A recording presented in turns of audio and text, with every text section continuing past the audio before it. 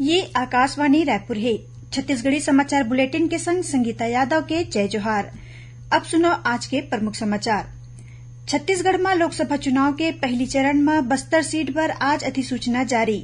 एकरे संग इस सीट पर नामांकन पत्र भरे के काम शुरू। लोकसभा चुनाव के दौरान आने माध्यम ले मिले निर्वाचन संबंधी शिकायत के तुरते निराकरण बर मुख्य निर्वाचन पदाधिकारी कार्यालय डहर ले कंप्लेंट मॉनिटरिंग सिस्टम सॉफ्टवेयर बनाए गए है। और अग्निवीर भर्ती रैली में आवेदन करे के आखिरी तारीख 22 मार्च है। प्रदेश ले अब तक लगभग 18,000 उम्मीदवार मन हा ए रैली बर अपन पंजीयन कराए है। अब समाचार विस्तार ले। छत्तीसगढ़ में लोकसभा चुनाव के पहली चरण पर आज अधिसूचना जारी हो गई है। पहली चरण में सिर्फ बस्तर लोकसभा क्षेत्र पर 19 अप्रैल के मतदान होही। एकरे संगे संग इस सीट पर नामांकन पत्र भरे के काम शुरू हो गए है। पहली चरण में 27 मार्च तक नामांकन भरे जाही। 28 मार्च के नामांकन पत्र मन के जांच होही। उम्मीदवार 30 मार्च तक अपन नाम वापस ले सकी। बस्तर लोकसभा सीट अधिसूचित जनजाति वर्ग पर आरक्षित है। बस्तर लोकसभा क्षेत्र में निष्पक्ष और शांतिपूर्ण चुनाव कराए बर सबो जरूरी तैयारी करे जाथे। ए बार मतदान बर यहाँ 4 सहायक मतदान केंद्र संग कुल 1961 मतदान केंद्र बनाए गए हैं। कलेक्टर विजय दयाराम के बताइन की पहली चरण पर प्रत्याशी अपन नामांकन पत्र सरकारी छुट्टी के दिन ला छोड़ के कार्यालयीन दिन में भिनिया 11 बजे ले मंझनिया 3 बजे तक दाखिल कर सकत है। लोकसभा चुनाव के दौरान आने माध्यम ले मिले निर्वाचन संबंधी शिकायत के तुरते निराकरण बर मुख्य निर्वाचन पदाधिकारी कार्यालय डहर ले complaint monitoring system CMS software बनाए गए है। एला लेके रायपुर में नोडल अधिकारी मन के प्रशिक्षण कार्यक्रम आयोजित करेगी। प्रशिक्षण के दौरान अतिरिक्त मुख्य निर्वाचन पदाधिकारी नीलेश कुमार महादेव क्षीरसागर और संयुक्त निर्वाचन पदाधिकारी PS ध्रुव सॉफ्टवेयर के बारे में विस्तार ले जानकारी दीन। उमन बताइन कि चुनाव के दौरान सी विजिल सोशल मीडिया संग आने माध्यम ले मिले शिकायत ला डिजिटाइज्ड करके ओला निराकरण बर नोडल अधिकारी मन तीर भेजे जाही। नोडल अधिकारी शिकायत मन के तीर निराकरण करही और एखर जानकारी तत्काल मुख्य निर्वाचन पदाधिकारी कार्यालय ला दिही। लोकसभा चुनाव और 4 राज्य मन में विधानसभा चुनाव बर निर्वाचन आयोग हा जरूरी सेवा मन में काम करत अनुपस्थित मतदाता मन बर डाक मतपत्र के माध्यम ले मतदान करे के सुविधा बर विशेष श्रेणी अधिसूचित करे है। सूची में मेट्रो, रेलवे, भारतीय संचार निगम लिमिटेड, बिजली और स्वास्थ्य विभाग, अग्निशमन सेवा, डाक सेवा, विमानन, आपदा प्रबंधन विभाग और मीडिया के कर्मचारी शामिल है। आयोग कहन कि लोक प्रतिनिधित्व अधिनियम के प्रावधान के अनुसार सही विचार करे के बाद जरूरी सेवा में काम करत मनखे ला डाक मतपत्र ले वोट डाले बर अधिसूचित करे गए है। राज्य में लोकसभा चुनाव ला लेके आदर्श आचार संहिता प्रभावी होए के बाद निगरानी दल डहर ले अब तक 2 करोड़ रुपया ले ज्यादा नगद रकम और आने वस्तु जब्त करे गए है। मुख्य निर्वाचन पदाधिकारी कार्यालय ले मिले जानकारी के अनुसार प्रवर्तन एजेंसी डहर ले निगरानी के दौरान 47.5 लाख रुपया नगद जब्त करे गए है। उन्हें 81 लाख रुपया ले ज्यादा के अवैध शराब और आने मादक पदार्थ के संग करीबन 52 लाख रुपया के कीमती आभूषण घलो बरामद करे गए है। एकर संगे संग 21,71,000 रुपया ले ज्यादा के आने सामान जब्त करे गए है।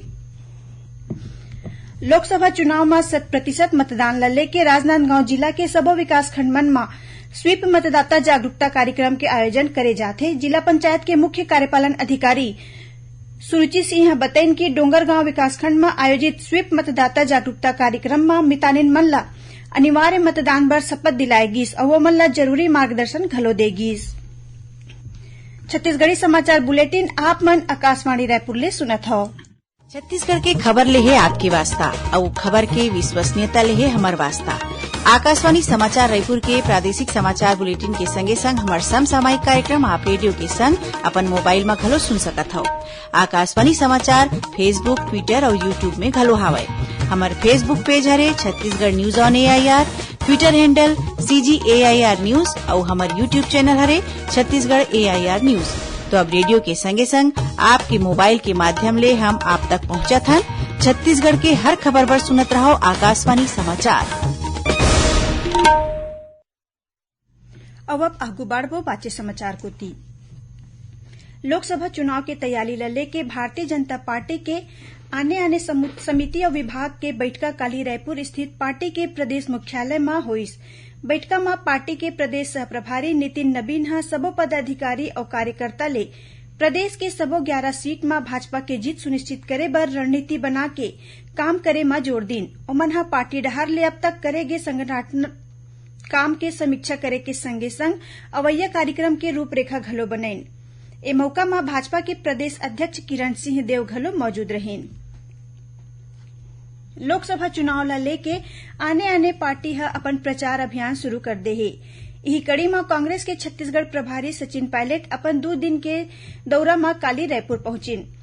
ओमन काली जांजगीर में राखे गए लोकसभा स्तरीय कार्यकर्ता सम्मेलन में भाग लिही। उहे 22 मार्च के ओमन रायपुर में स्थानीय कार्यक्रम और कार्यकर्ता के बैठका में हिस्सा लिही। एकर बाद ओमन संझा नई दिल्ली बर रवाना हो जही। ओती भाजपा के छत्तीसगढ़ सह प्रभारी नितिन नबीन घलो काली जांजगीर के दौरा करही। ए दौरान ओमन लोकसभा स्तरीय बैठका घलो लिही। छत्तीसगढ़ तेलंगाना के सीमावर्ती क्षेत्र में सक्रिय 8 लाख रुपया के इनामी माओवादी ह आज सुकमा पुलिस के आगू आत्मसमर्पण कर दे हे। ए माओवादी ह सुकमा पुलिस डहर ले चलाए जात पुनर्नरकोम अभियान नई सुबह नई शुरुआत ले प्रभावित होके पुलिस अधीक्षक किरण चौहान सहित सुरक्षा बल मन के वरिष्ठ अधिकारी मन के तीर बिना हथियार के आत्मसमर्पण करीन। आत्मसमर्पित माओवादी ला राज्य शासन के पुनर्वास नीति के तहत प्रोत्साहन राशि और अन्य सुविधा देगी।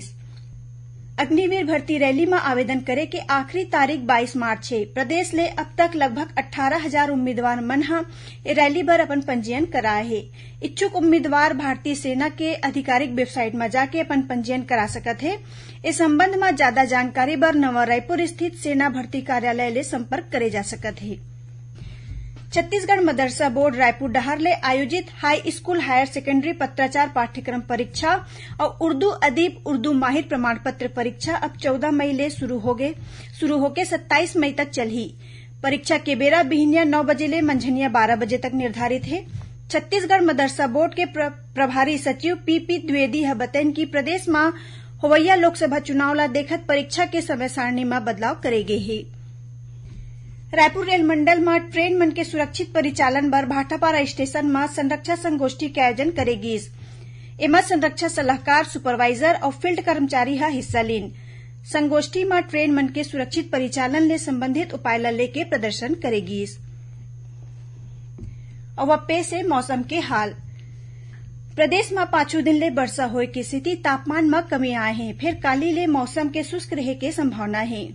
मौसम विभाग के अनुसार दक्षिण ले अवैया हवा के प्रभाव कम होए की स्थिति काली ले दिन के तापमान में 2 ले 4 डिग्री सेल्सियस के बढ़ोतरी होए के आसार है। यही बीच राजधानी रायपुर, बिलासपुर, जांजगीर, राजनांदगांव, दुर्ग संग प्रदेश के कतकोन जिला में काली वर्षा होइस। उहे चिल्पी घाटी में ओला घलो गिरिस। वर्षा की स्थिति रायपुर में तापमान सामान्य ले करीबन 6 डिग्री सेल्सियस नीचे गिर गए है। अब थोरकुन समाचार सार में। संघ लोक सेवा आयोग यूपीएससी के सिविल सेवा प्रारंभिक परीक्षा अब 16 जून के ले जाही। आयोग लोकसभा चुनाव के स्थिति परीक्षा के तारीख में फेरबदल करे है। पहली ये परीक्षा 26 मई के होवैया रहीस। राज्यपाल विश्वभूषण हरिचंदन आज राजभवन में होए समारोह में नवनियुक्त राज्य सूचना आयुक्त नरेंद्र कुमार शुक्ल और आलोक चंद्रवंशी ला पद और गोपनीयता के शपथ देवेन। सारंगढ़ बिलाईगढ़ जिला के बरमकेला में छत्तीसगढ़ ओपन स्कूल बोर्ड परीक्षा में सामूहिक नकल के मामला में लोक शिक्षण विभाग केंद्राध्यक्ष संग 9 झीन शिक्षक मन ला निलंबित करे के आदेश जारी करे है।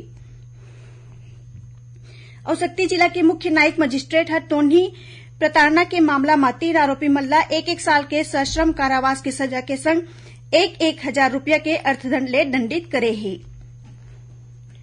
एकरे संग छत्तीसगढ़ी समाचार बुलेटिन इहे सिरावत है। जय जोहार।